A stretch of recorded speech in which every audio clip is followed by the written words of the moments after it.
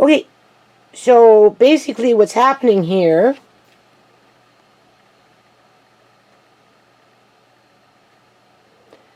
we're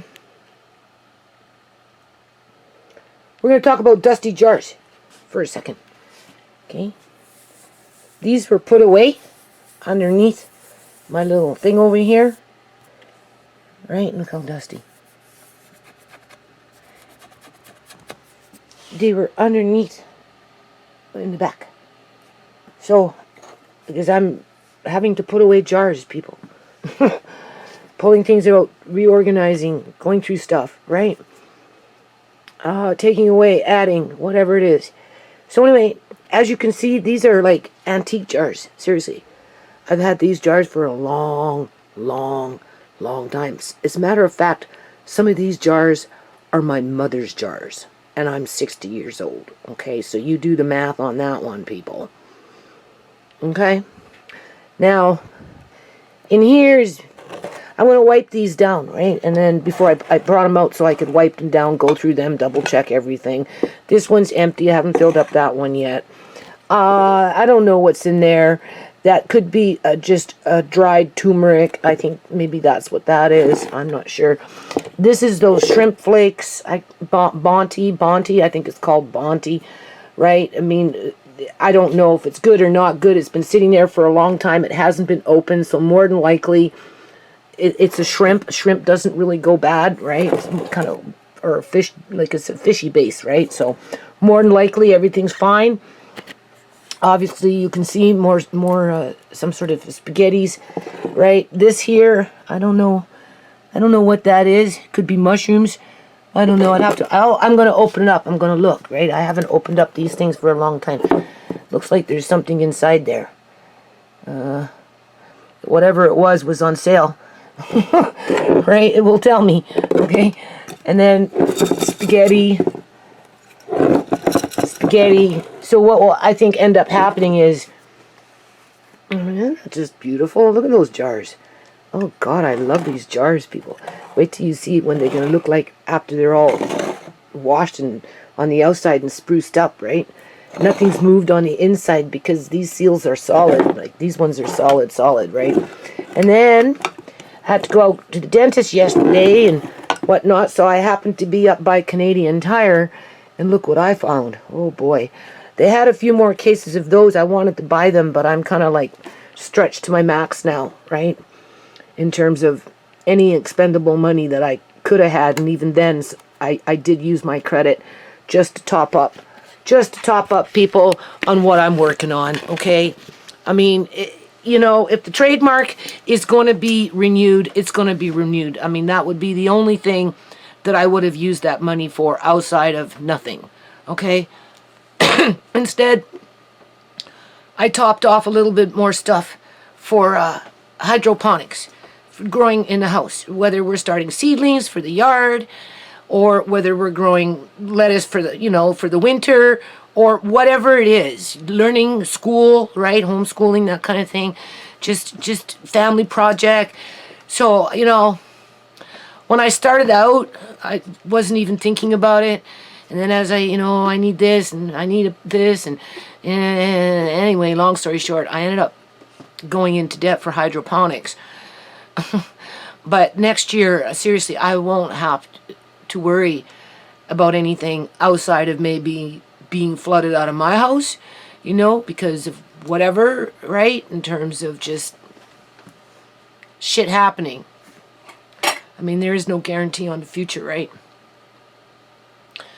So, I did order another 44 pounds of powdered milk, one bag whole, and then one bag non-fat. So those will be coming in. They're coming in from Montreal. I just didn't want to have to face high prices. That's the first thing. Because I'm pretty sure milk will start getting even more expensive. And depending on where you go, it hovers between $5 and $8 a jug for 4 liters, which is approximately a gallon of milk. $8, right? At the corner store. Maybe not at the corner store, but at the gas station. At the corner store, you might find it for $6.50, whereas if you go to a major food chain outlet, You know, you might find it for $5, but I don't get out, people. It's really hard for me to navigate anywhere because of Amari's situation, right? And even my own, you know, in terms of I'm boxed in, you know, bad eyes, right? Don't drive no more, right? Just whatever. So I just thought, you know, we're not out of the woods yet in terms of a province with this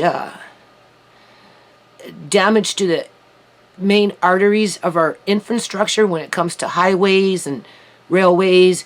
They did fix the railway, but that's not to say that something isn't going to pop off later with the next rain, right? Because the damage is, a lot of it hasn't been really, I would think, narrowed down yet in terms of they haven't checked everything. They just checked the immediate, and there might be a breach, you know, somewhere down the line that's not quite broken yet, but with the next rain, it could go. Who knows? Who knows? Just because of what's happened. Because anybody with a reasonable mind would know that what happened to cement structures throughout the province, basically, you know, we're talking major highways and stuff and bridges and blah, right? You know, like, it's kind of unfathomable to the amount of degree that they went through in terms of damage. So with that said, and with a lot of cows dead now, right, and a lot of farms disrupted, and it's not like they can bring their cows back and start production again, because if their houses and farms were underwater, it's more than likely the land is contaminated. So I'm pretty sure the cost of milk products in general is going to go up. So even with the whole milk, I could make cheese, you know, I don't know. I will have to experiment with it and see what I can do. I know you can make sweet condensed milk with it. You can make evaporated milk with it. So, you know, it's just a matter of getting this put away and try and get into that routine. Point is, you know, it's available now and there's nothing stopping me from doing it after I put everything away. So, because I'm still putting things away, right? Oh, aren't those the cutest little jars you've ever seen? So those ones I'm going to keep like up around here somewhere. I'm going to change, you know, I don't got a lot of space here, so it's not like, you know, I have my dream kitchen, but this kind of brings in the dream, right? In terms of once I fill them up, I'll probably take what I have over there underneath the chair already jarred up, right? Like, for example, oh geez, I already lost it. Like this one. Instead of leaving it in this jar, right? That 7C seaweed flakes, okay? Instead of leaving it in this jar, I'll put them in this jar. And then this way, this is 99% UV protective, right? I can clear off something over here at some point in the future. Where am I? Over here, right? And clear off, that's my counter, right? You pull out, I don't know, do something, and then, what do you call it? Oh, I'm so tired. Put those jars there. There's 8 of them. And then I've got my 8 quart size jars. So I'm happy with that. And then I bought another box of 1.9 liters, right? Which are the bigger jars that you've been seeing me work with.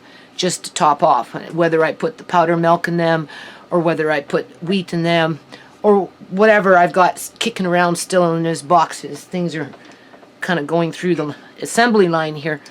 And then, like Pastor Granny's daughter, Roberta, she came by, right? She told me what happened with Pastor Granny. I still don't know, right? I just know what happened, but we don't know what's happening, right?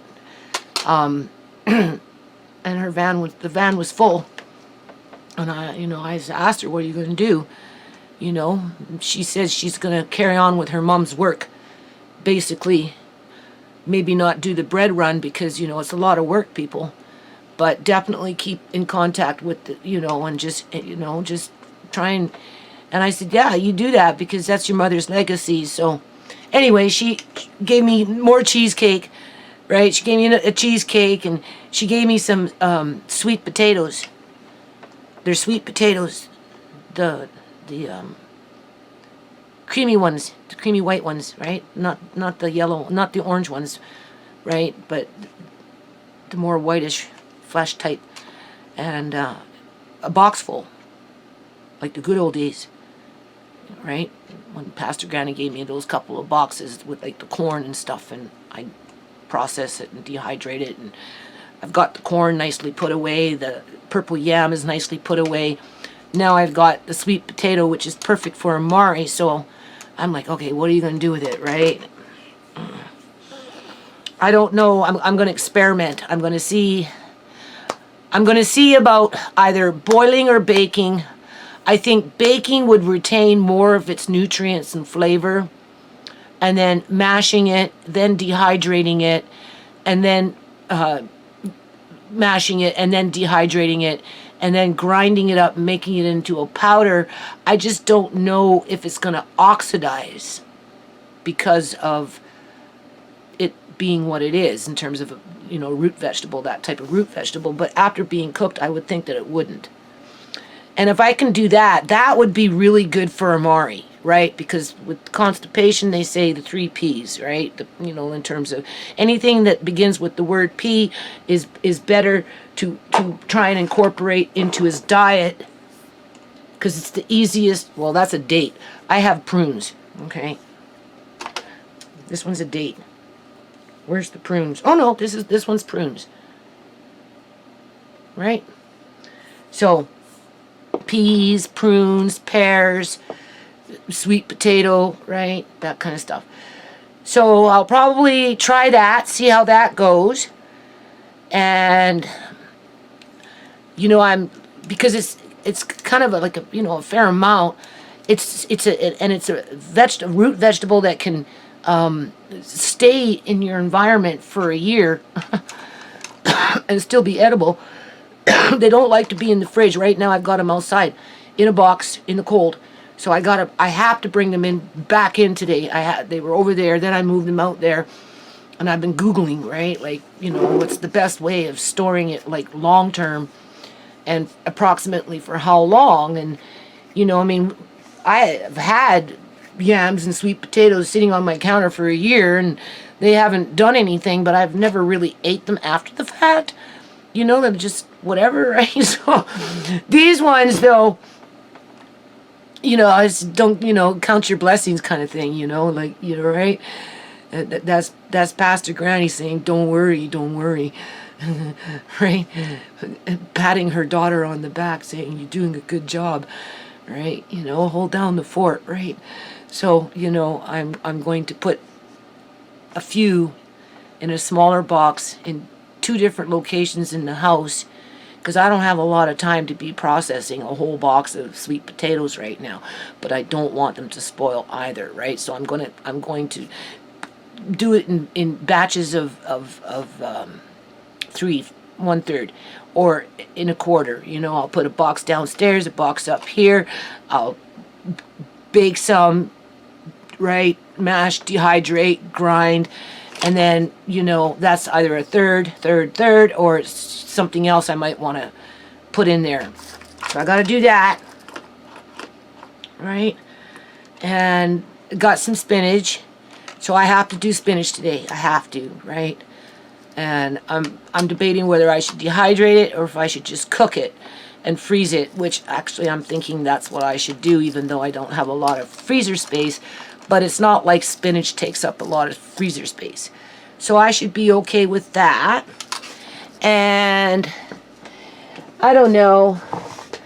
I think I've got, my little jars. I think for sprouting we're just going to start with just the little jar system, and then I got a lid that you screw onto a mason jar that you can do whatever, and then turn it upside down, right? And then everything starts to grow, because I have all this good food, and I really just want to start bringing it into the kids' diet, right?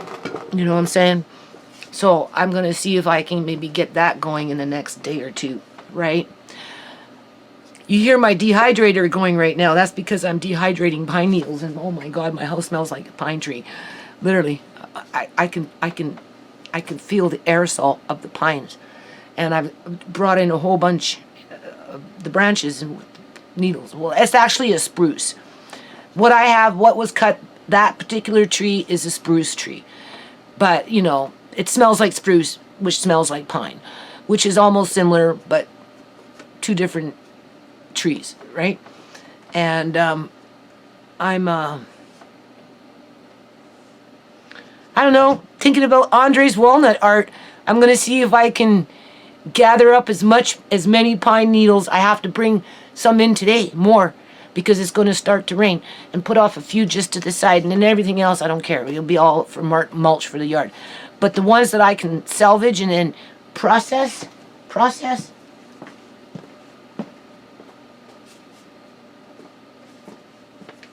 the ones I can salvage and I can process, well, that will just go towards Andre's walnut art with the rest of his stock. Right. If you look here, do you see? Look at that. Oh, it smells so good, people. If you like the scent of trees and nature, right? This is it.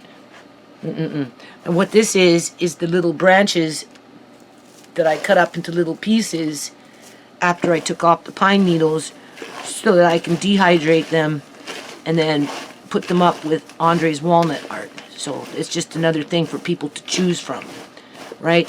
Or maybe, you know, after things calm down and I settle down and I'm a little more organized and I have more time to do other things like work on the nonprofit website, you know, work on anti-Shimei stuff, that kind of thing. That one page that I have for if you want to make a donation for CART with or without a lawyer, right? If you make an X amount of donation, I'll send you some of this stuff, and you can put it in a little pot, right? Cook it on the stove on low, or you can use one of those little pot puree plugins. I have one kicking around here. I'm going to try it. All right, remember those little pot puree plugins that just sit on your counter and keep the water moist and warm, and whatever you put inside just, you know, goes around the house and makes it smell nice. So I'm going to try that. So I'm working on that, you know, when I'm trying to do that when I'm, you know, on my downtime in front of the computer because I'm so worn out. And just, you know, letting you know that, just letting you know. So now what I'm going to do is I'm going to wash these jars after they're all nice and shiny, and come back and I'm going to show you. And then after that, I'm going to I think I left a spot for them, put the majority of them away after I take a boo at them, and get ready for the next batch of something, you know, something. My son took one box of wheat downstairs. Maybe it was the rye, maybe it was the wheat, I don't know. And that was 44 pounds. He came up this morning, and I had him take it down this morning. I'm like, yeah. I will vacuum seal. I'll bag up those ones and vacuum seal that box downstairs, and then I've got another box in the hall. And this is crazy, people, you know. And I'm gonna vacuum seal those ones in paper bags with the plastic and take those down, right? And then I've got the wheat right here, which is about 22 pounds. The other one's 44, and then this one's 22. And this one is easier for Amari to digest. It's a special kind of wheat, right? So when I get to that box, we'll talk more about that box. But other than that, I'm not buying any more wheat until I use at least a third, or until I know that I'm using it every week, because that's the goal, to use it every week, because ultimately it tastes better than just your standard flours in terms of commercial flours and that type of thing. And you know, you can bring, you know, some of these wheats you can sprout, you know, just whatever.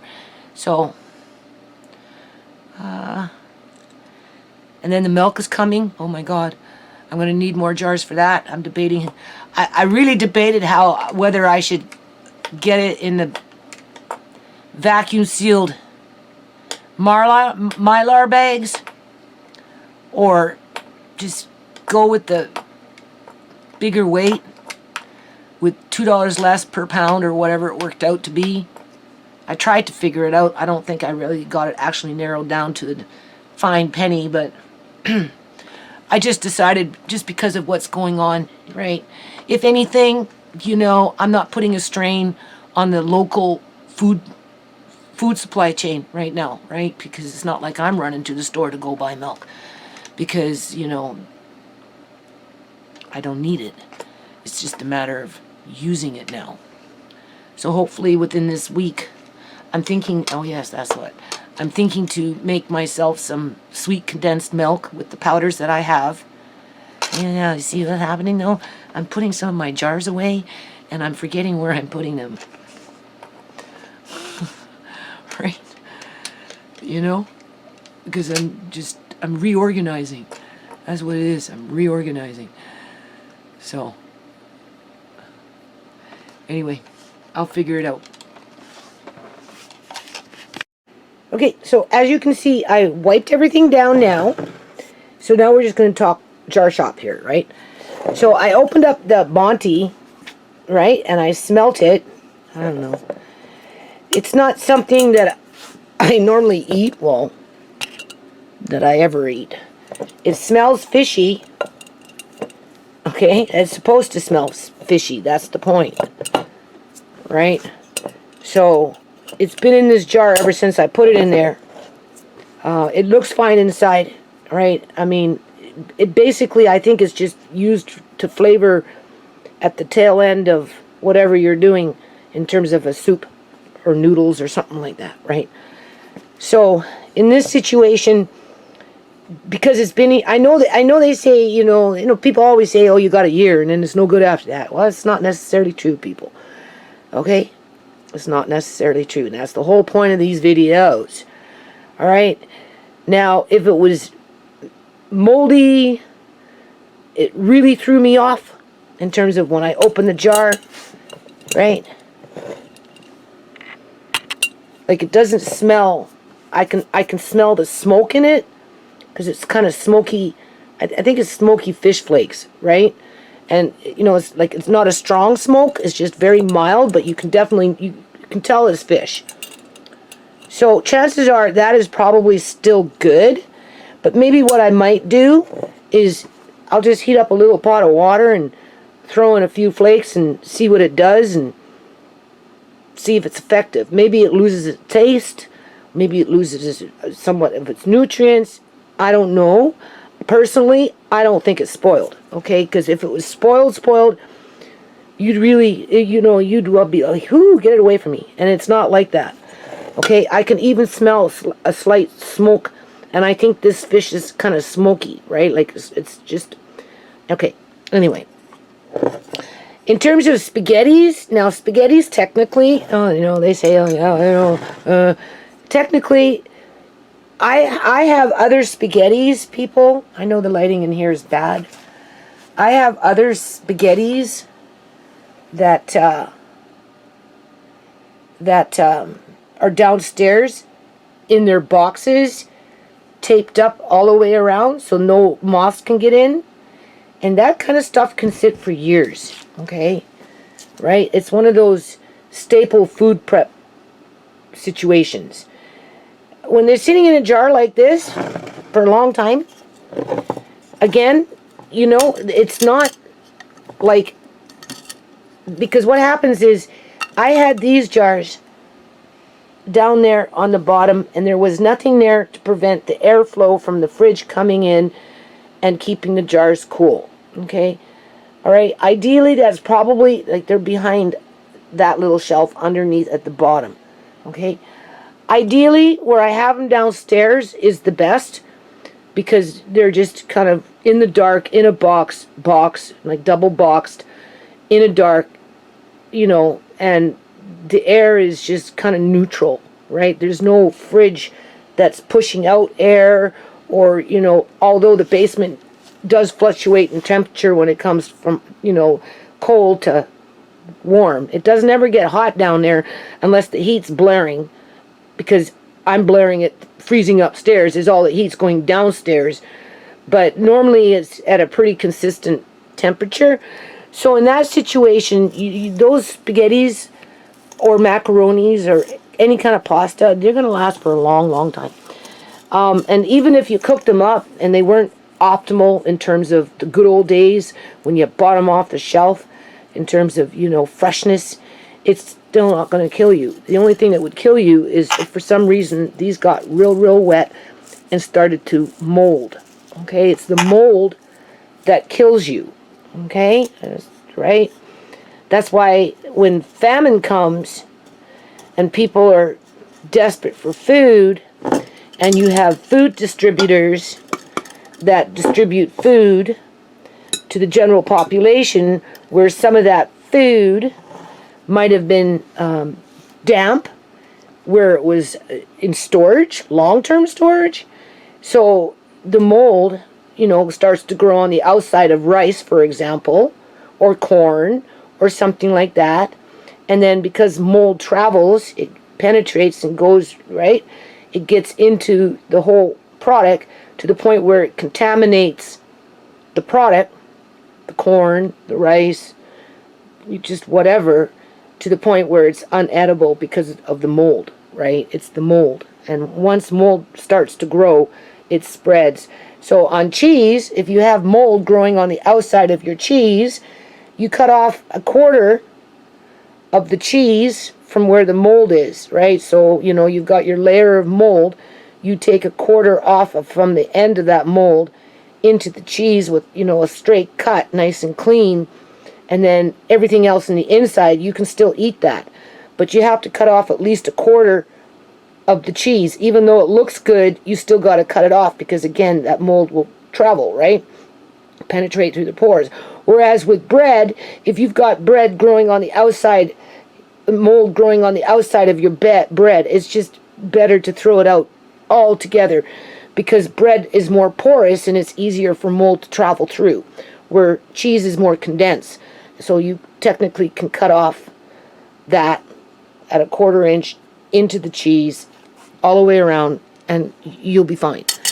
Okay, so back to the jars. All right, so we know that jars, sometimes they do sweat, right? That's why I say if you're going to put any kind of wheat kernels into jars, try and keep them in a neutral place where you're not going to get that really cold condition that you would want for canned chicken that has like chicken legs in the jar, where the grease starts to crawl up the jar. The colder that's in the storage, the better it is for the jar, because the grease can't climb, right? Less chance for the jar to pop, okay? Whereas in this situation, with a wheat or a pasta or something like that, you kind of want it in a more neutral environment, right? Where it's not going to get too low in temperatures. And even then, as things sit in a container for a long time and the jar is, hot, cold, I'm not saying hot, cold, but it's not like it's at a consistent temperature throughout the 5 years that is whatever the product's been sitting in the jar for, right? You're going to get, do you see? I don't know if you can see this.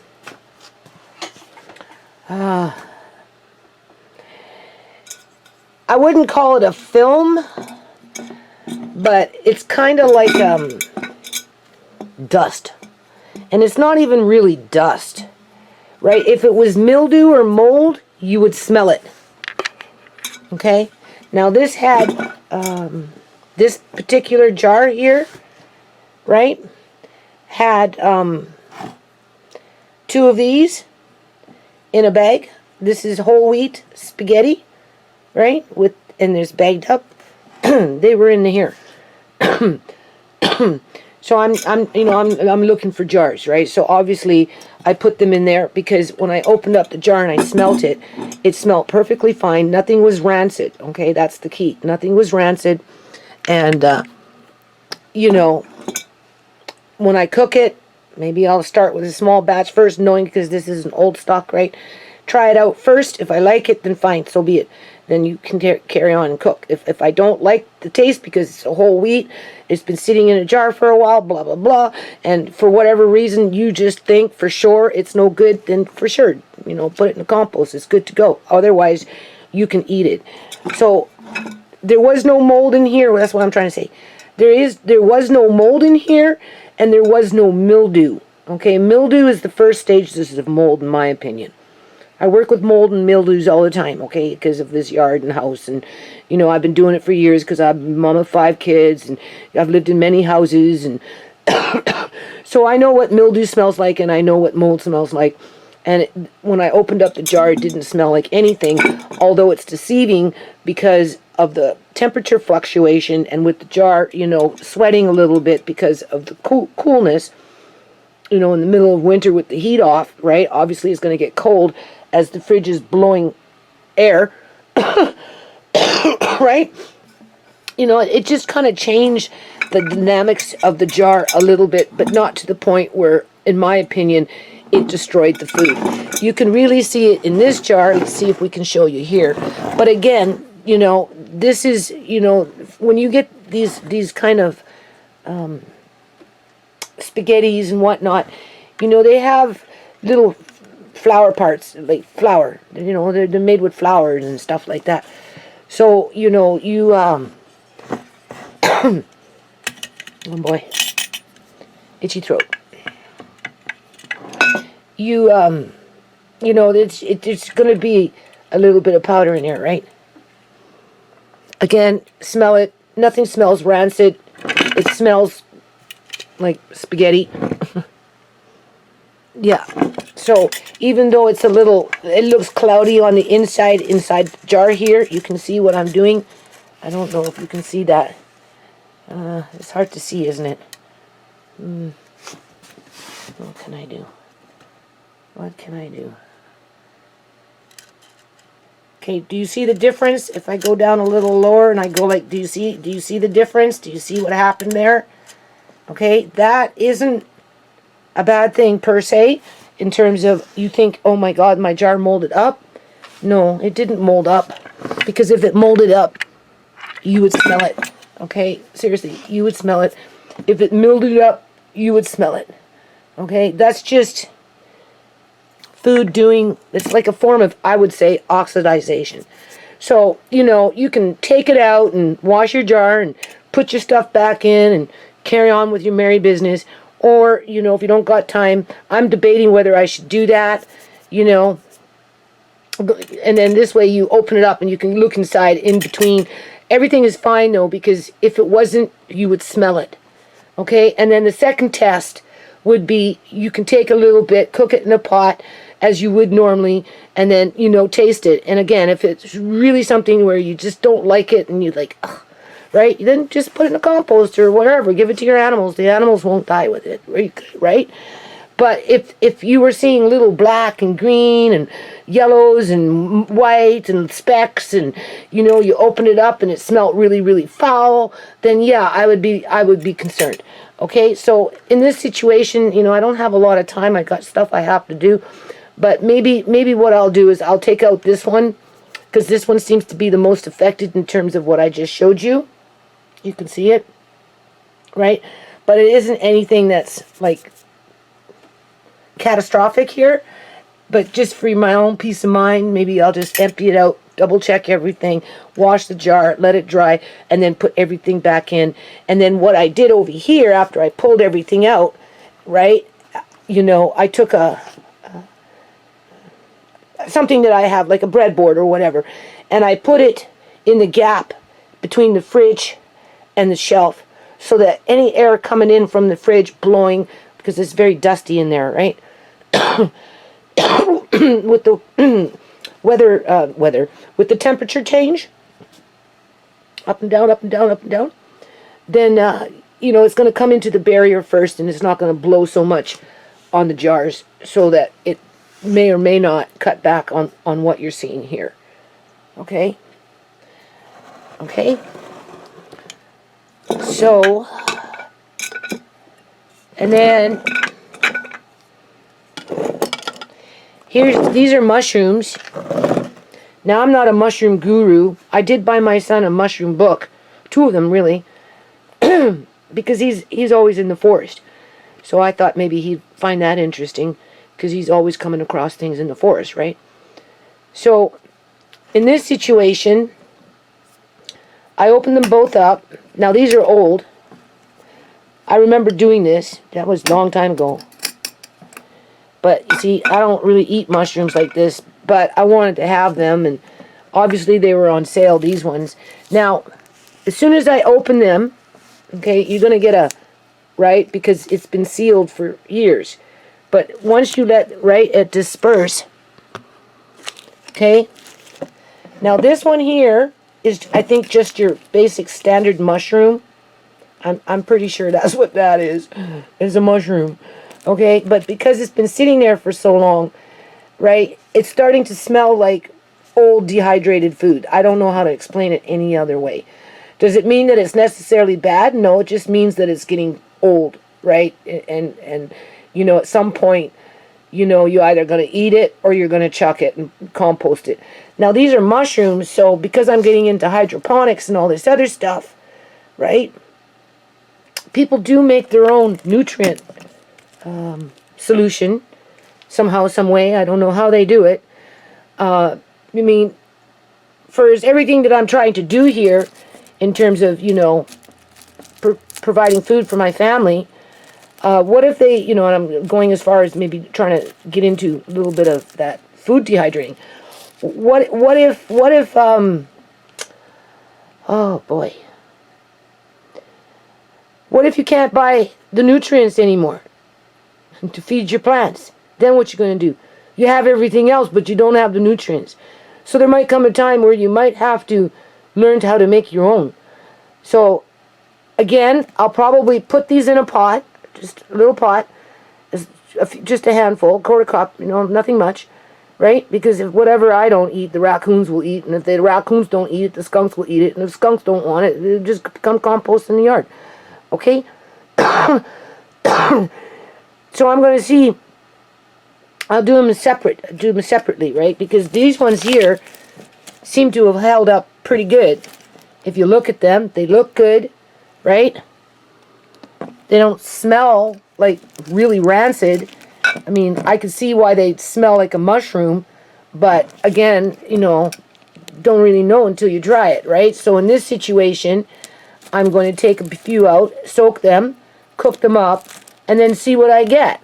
If I don't like them, then what I'll do is I'll put it in a bag, and then I'll just tuck them off to the side somewhere, and I'll write that it's meant for, like, to try and make your own nutrient solution somehow, some way. I don't know. And if not, it'll go in the compost. And then I got another jar to use, which I'm okay with because I need jars, right? But before that happens, I want to make sure they're no good. Okay? Right? These ones, like I said, they're starting to smell like old dehydrated food. Okay? If you've dehydrated food and you've had that in your house before, you would know what I'm talking about. Okay? And that's only because of oxidization and all that other stuff. So outside of that, right? Perfectly fine. No smell. This one has absolutely none. Different forms of spaghetti. So I'm going to put some of these jars back. Right? Hold on. Okay, so another way to store pasta, you know, you have to remember, people, like, half my family's gone, right? So, you know, I'm still stuck in the old ways in terms of having a large family in my head. But besides that point, Uncle John hasn't been around. You know, Shimei hasn't been around, right? Sierra, you know, right? So, you know, anyway, here's spaghetti and macaroni. I put one of the macaronis in one of my jars here. So, you know, because I have all that pasta sauce that I bought back in the day. You know, I made up for some Andre, like some for Andre and Mar, and boy, did we all liked it. It was really good, okay? So, you know, this is another method to do it in, you can see, right? And there's two, right? And then, of course, I've got these size containers, but in boxes, right? And then you tape up the seams on the box so that no moths can get in. In this situation, a moth can, you know, if it wanted to get into this, bad enough people, it'd go underneath there and they chew through the plastic. So far, these have been pretty good for me. These particular containers, I have 2 of them, right? And they're really, really good. So this is another method that you can use to store pasta for a very, very, very long time, okay?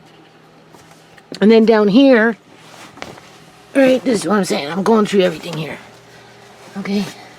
There's all my beans. Hold on. Where am I? There, you see? Beans. Hold on a minute. Like, look how nice this is. Okay, this is what we just went through, right? Those are the Argosson Farms pinto beans. There's some old. This is old. But before I throw it out, again, I'm going to try and cook some up and see what I get. If I don't necessarily like it, it can still probably go for pet food in worst case scenario, or I could cook it up and give it to the raccoons for all that, you know, or whatever, right? We've got the peas, the organic soybean, because we're going to try and make our own tofus. We've got the Northern Great White Bean, right? And, so, you know, there's a few other jars back there you can see, right? We've got the navy beans. That looks like chia seeds right there. And I think there's one more here. Oh, that's just straight up brown sugar from 2011, which will never go bad. Okay? Do you see? This is why I like jars, people. It's so nice, right? This is old school jar with an old school lid. This is one that came back in with the pickles back in the day. Refrigerate after opening. Remember those good old days? Right? And now you can see what I'm doing here. Now, I put this here as a barrier for the fridge, right? Because you can see it blows out heat, air, whatever, right? And it comes up, backdrafts, everything gets all dusty, and, you know, jars start to sweat and whatever. And so, you know, again, nothing's molding though, right? This is some old bitter coffee. I mean, if the shit really hit the fan, bitter coffee is better than no coffee, right? Here's some old chicken soup stock, which, you know, is fine, right? In terms of it's been preserved, right?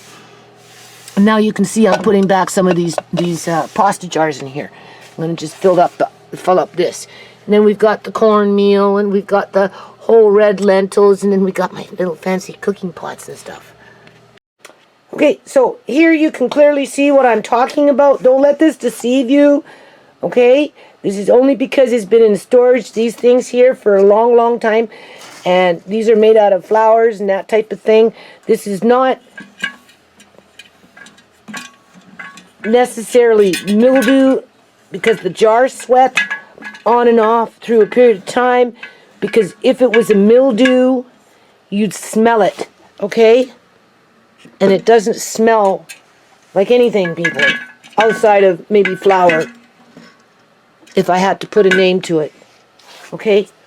But even with me rubbing it, you can see it doesn't really come off that great. But if you run it under water, and then you dry your jar, you can see you go back to the state.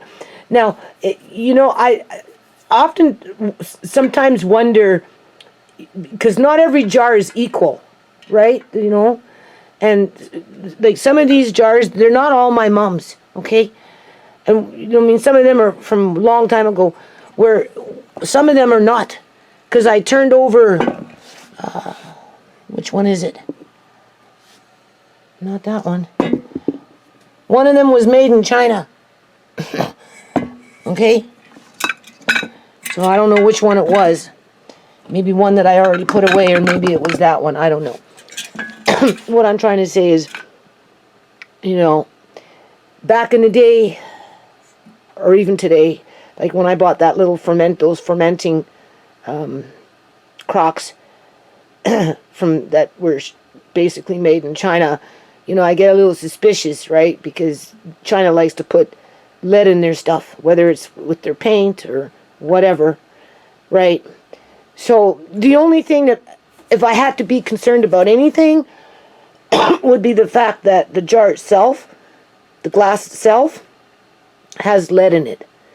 But in that situation, over a long period of time, I think, you would smell something in terms of a metal, right? Because you can smell metal too, right? You come across metal, you can smell it, right?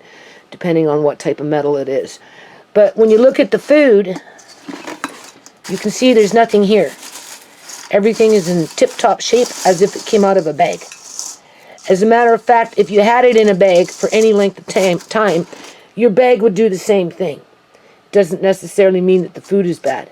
Because if the food is bad, again, you would smell it, you would start to see black, green, yellows, browns, little fur, fuzz, right? Mold. You'd see actual mold growth being speckled throughout the whole thing, and not only that, but you would smell it. There would be smell, whether it would be a really strong sense of mildew that's going into the process of turning into mold, or everything's infected with mold, and it would be throughout the whole thing, where this is completely dry. Okay, so this is why I'm showing you this, so that if you come across this and you're like wondering, what's going on here, it's because your jar is sweating and it's fluctuating with temperature, and depending on what's inside, it's going to, the flour or whatever, just whatever, this is what happens. Okay, so in this situation, because it bothered me, I washed the other jar that I took those other noodles out of and put them in the other jar, just to tighten up jars here. Right, now I'm going to put everything back. I'm going to put this one underneath there, and then I'm going to wash this one. So hold on. Okay, so I still got a little bit of room in here, so I'm going to do a few more jars of something, right? So in the meantime, I don't remember if I mentioned this. Okay, it's just one of those days. Now, metal is a conductor to attract either heat or attract cold, right? Depending on what you want. Okay, this is not technically what I want here, people, because I'm not trying to make this any more colder than what it's already gonna get. And you have to remember, I like to cover my stuff not only to keep the dust off of stuff, that's a big one, but also too just to bring in that level of dormant air so that everything kind of goes dormant, right?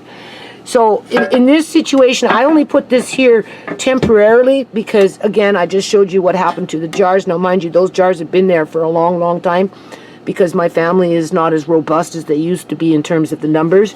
So outside of that point, I would prefer a piece of wood. So in my travels, I'm going to look for something similar like this, preferably a little higher. I don't have time to cut wood, but I would just make a whole wall. And I would just wood this off, right? So that, because the difference between metal and wood, in my opinion, again, metal is a conductor for either heat or cold, whereas wood kind of just is a neutral barrier where it also absorbs moisture. So that before the moisture, because if this gets cold, moisture is going to accumulate on it, and then that moisture, where's my finger? Then that moisture is going to accumulate on the whole item because it's completely metal. You can hear it, right? And then that moisture is going to travel that way, get onto your jars, and it's going to just, irritate that oxidization process. Okay? And then you can see what happens, right? Now, that's not to say that if I put a piece of wood here, the same thing won't happen.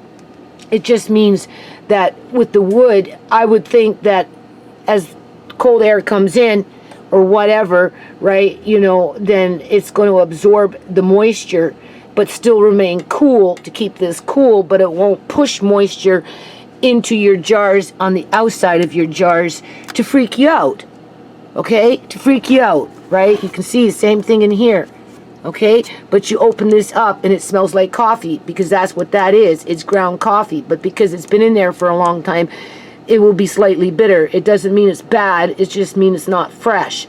And if you had no coffee compared to bitter coffee, and you're a coffee drinker, I'm pretty sure you'd settle for a bitter cup of coffee and be grateful that you even had a cup of coffee if it ever came down to it, okay?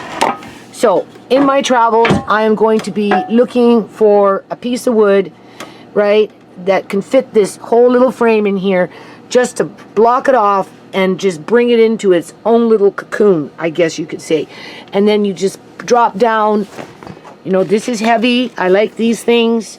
Okay, these are really nice. They're heavy. They have nice pictures on them. Okay, right? And they really just insulate everything really, really nice, right?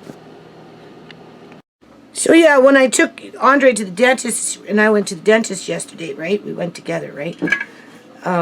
You know, I stopped off at Canadian Tire, like I said, and I snagged up on a few more jars and bags in bulk and that kind of thing, right? And then we went to the dentist, and I came in with 3 bags of jars, basically, right? And, you know, of course, they had to keep it behind the desk for me while I was busy. And so anyway, you know, they asked me what I do, right? What I'm doing with the jars, and I told them, right? Like, just doing food prep, right? And I was actually complimented on it and was told that it was probably a good thing that I was doing it in light of the times. In light of the times, like, I felt like that was nice that I was acknowledged for my effort, that somebody actually could appreciate what I was trying to do here, right? And then as I was getting my teeth done, and you have to remember, these teeth in the back of my mouth, I was telling the dentist, like, they're as almost as old as me, at least 50 years old. Some of these molars back here with the, you know, with the mercury fillings and stuff, I haven't had worked on in years. Like, very seldom did I ever get my teeth really worked on once they were initially done.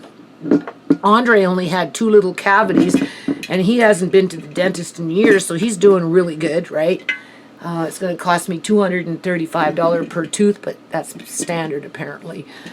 And they're not big, so I'm pretty proud of Andre because he hasn't been to the dentist for you know, quite a while. So anyway, I was telling Andre that back in the day, because I guess they banned, I don't know if it's everywhere.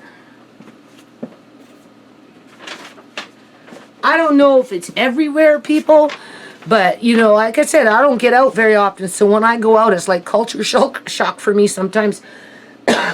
I'm at Canadian Tire, and they're asking me if I want to buy a bag, and I'm like, buy a bag? Yeah, okay, well, I guess I have to, since when, but whatever. And then she pulls out this paper bag, and I'm carrying boxes of jars, as if a paper bag's going to do me any good, right? In the rain yet. It was raining yesterday. And apparently, plastic bags have been banned everywhere I go. I went to a couple places yesterday. Everybody's saying paper bags are banned now. I mean, plastic bags are banned. It's all paper now. So I was telling Andre and the dentist that when I was young, Andre's age, 10, you know, 8, whatever years old, going trick-or-treating, you know, they used to have the paper bags. They were a little higher than this. You can see how big this is. They were just maybe another 4 inches, 5 inches higher. And my mom would give me $20 to go buy groceries. I was 10 years old at the time. And I'd go to the grocery store with 20 bucks, and I'd come back with 2 full big bags of paper bags like this, people, of groceries. Seriously, no lie. Well, in those days, when you went trick-or-treating, you'd go trick-or-treating and you'd come back with 5 or 6 bags like that, okay? And my mom let me just keep them in my closet, and they were like the big chocolate bars. So, because I often wonder, how did I end up with all these fillings in my mouth? Was somebody just trying to make money on me, or, you know, or what, right? Maybe it had something to do with all that chocolate bars I ate when I was a kid. Point is, if I've had these things in my mouth for 45, 50 years, my, you know, especially my back molars, and he had major molars to do, and, you know, it's 50 years with a filling. That's an awful long time, right? He did 2 of them, upper and lower, on this side of the mouth. And so I told Andre, you know, he's doing really good because, you know, he used to like to eat candy all the time, and Sierra would always come with candy and give him candy. And that's all he ever wanted was candy, candy, candy. He hardly ever eats candy now, so I'm pretty proud of him. He likes to eat hot dogs and sausages, and I try and tell him they have nitrates and they're not good for you, but he's always harassing me all the time to eat that stuff, right? So I have to, you know, get firm with him sometimes. But he still eats hot dogs and whatnot. So now, you see, I've washed this jar. I just rinsed it out. I didn't even use soap, nothing. And I just rinsed it out. I've dried it now. Now I'm just going to let it air dry for a little bit. Okay? Do you see? Nice, clear. You can see, right? So So I took off that little surface dust because it wasn't mildew, people. You'd smell it. And then what we're going to do is we're going to do the same thing with this jar. Open it up, put it in there, take a boo, and then put everything into that jar, and then take that jar and put it back underneath there. And then I'll have one free jar anyway to put something in it. And then I still don't know what I'm doing with the mushrooms or the Bonti. And I left out this little bit to cook this today, just to try it out before I go too far in the game. If I don't like it, well, then raccoon food, cat food, who knows, right? But it's fine. And then I'll leave out a couple from this jar, and I'll just make a small little spaghetti salad, right, of some kind. Hold on. Okay, so same idea. You can see, right? Doesn't look like that no more. This one does, though, a little bit, right? You can't tell as much when the jar is flat as it is when it's like this, but clearly it's the same, right? And if it was in a plastic bag, you'd get the same result over a period of time, okay? It's just, it is what it is. But when you look at this, you look at it, it's nothing in there that's been spoiled. Absolutely nothing, okay? It looks like it just came out of the plant. Now, obviously it didn't. We know it didn't, but that's not to say that it's bad, okay? So then you just put it back. Like I said, you know, I don't think it was absolutely necessary to do what I did, but it was kind of bugging me anyway, so, you know. I'm stuck in the kitchen yet for a while. I do have to go outside and get some more pine needles today because it's not raining right now. But that's pretty much all I'm going to do, and just maybe grab a few other things. And I'm focusing on getting the house in order, right? That's my focus. Next year, people, I won't have to go through this in terms of the amount of food that I bought. So next year I can put a lot of my focus onto the yard, right? So hold on a minute. Okay, so the reason I show you this kind of stuff is because I realize that, you know, everybody's life is not the same, and there's only so much storage space for the majority of us, especially when it comes to cool, dark places, and especially if you want something really, really cool, like an Auntie Shimei's room, where I store a lot of the canned meat, okay?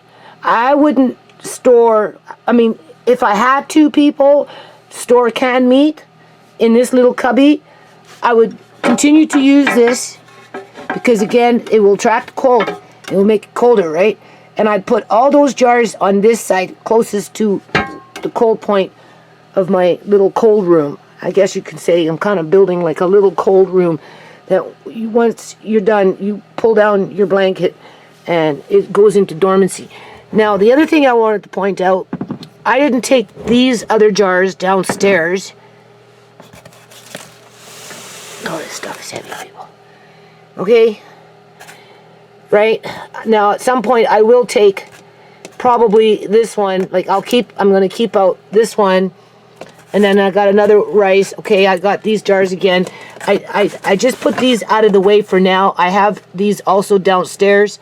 So I do plan on making those little flatbreads. So I'll probably keep this up. This one here, one actually can go down. I've already vacuum sealed them. Right? What else is in there? And there's, you know, our famous popcorn. So I guess we'll leave that up. Unless, of course, I've got a jar up in here. I don't know. And then maybe I'll put this one here. Right? And then, if you notice, I left it in the box because before the moisture hits the jar, it's going to hit the box, and the box will absorb excess moisture as the temperatures change because of whatever's going on in this corner, right? Because, you know, air blows, right? And because it's a fridge and this is cold, people. This is cold. So, you know, sometimes you have to use what you have. Just make sure that if you use a fridge to help build in that little cold room, to leave part of the fridge open to the air, right? Because it has to cool off as well, right? And try and, you know, find where the motor is and avoid the motor and go where the coldest part is. And then you can either use metal to make it colder, or you can use wood to, wood as a insulator to, and let your jars breathe a little bit too, right? So this here is almost done now. right? That's cornmeal. So I've got room for one more jar of something here. And I'll leave. Yeah, so hold on a minute. Oh yeah, and as the dentist was working on my teeth, right? What do you call it? He was speaking with the assistant, and they were talking about going to Mexico and all this, right? And how they really wanted to go, and they were talking about this and that, anything related to how to get there, right? In terms of orders from Dr. God, Dr. Death. And I'm listening with my mouth open. Obviously, I can't talk, right? Because I'm getting my tooth done, eh? And, all I could think about, people, was at least they can escape. They don't have to come back to Canada if they don't want to. And the dentist, he's not even from Canada. He's from somewhere else. I didn't ask him, but he's I don't know. And he has a heavy accent. Well, not extremely heavy, but he's still in the game of learning English, because he tried to crack a joke with me, right? And I said, "Oh yeah, okay, so you're being sassy now." And he asked his assistant what sassy was, because he didn't really understand that word, right? He come from some European country, I don't know. Anyway, the point is if they go to Mexico, lucky for them, because the dentist really wanted to go. But I really do feel sorry for these people having to wear these masks and just whatever they're being basically forced to do. All I could think about is, oh, at least you can escape, because there's nothing holding your hand to make you come back. If you can make it to Mexico, well, you can stay in Mexico if you wanted to. Seriously, it's that easy. So, I don't know, just wanted to say that. Yeah, if they went to Mexico and they decided they wanted to stay down there and open up shop in terms of being dentists in Mexico, oh, so many people would love them. They would so appreciate to have a qualified team helping them with their teeth, because Mexico is a poor country, right? So in that situation, maybe they wouldn't make as much money as if they were in Canada, right? Jumping through all these hoops to get rich for whatever reason. Or maybe they just go to Mexico and be free, right? And just make I don't want to say meager, but eke out a living, right? And providing a very valuable service to a lot of people who don't have that service in terms of qualified dentistry. Because he actually did pretty good. He did the upper molder, top back one, and he was there for quite a while, because we're talking old molders that have been in my mouth for like 50 years. And then he did the bottom one in the back, right? It took him quite a while to do it, people. And just the way he was doing it, I could tell that he was doing a good job. It's a little, he says, because it was starting to hurt before I went and seen him. I was supposed to get it done last December, but I didn't make it in. It took me a whole year to get it done. And I was telling him, well, now it's starting to hurt. He said, oh, I like to we try and do it before it starts to hurt, because once it starts to hurt, getting close to the nerve, and, you're looking at root canals, and he already did a root canal on this side last time I seen him a year ago, and he wants me to put a cap on it.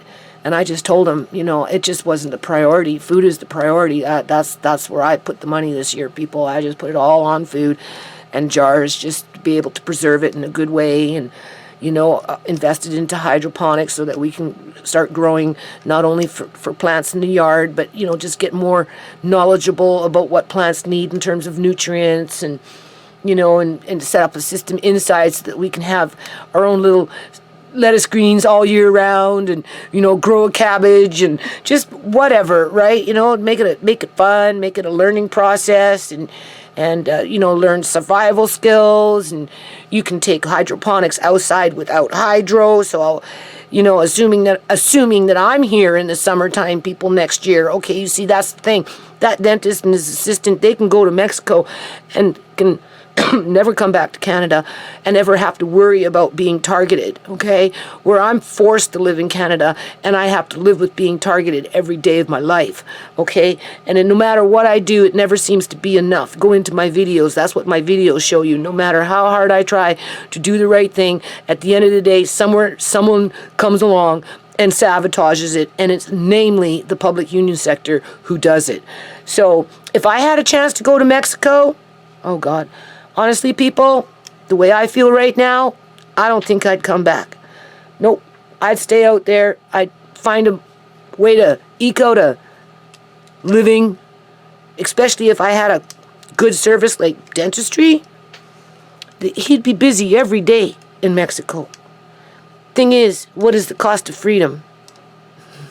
Right? What is the cost of freedom? Is freedom more important to him? You know?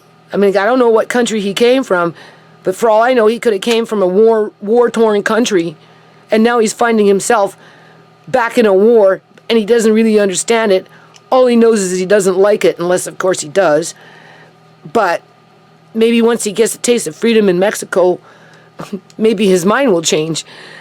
These are the things I think about when I'm in the dentist chair in today's terms. Okay, so I'm going to end this video with just using this. Now this smells like pasta. Okay, water with a little bit of salt. I'm doing these ones first. I guess you call those linguine or something, right? And then I'm going to do just that much. I'm going to combine the two, and then I'm going to make a meal out of it. You'll see. Hold on.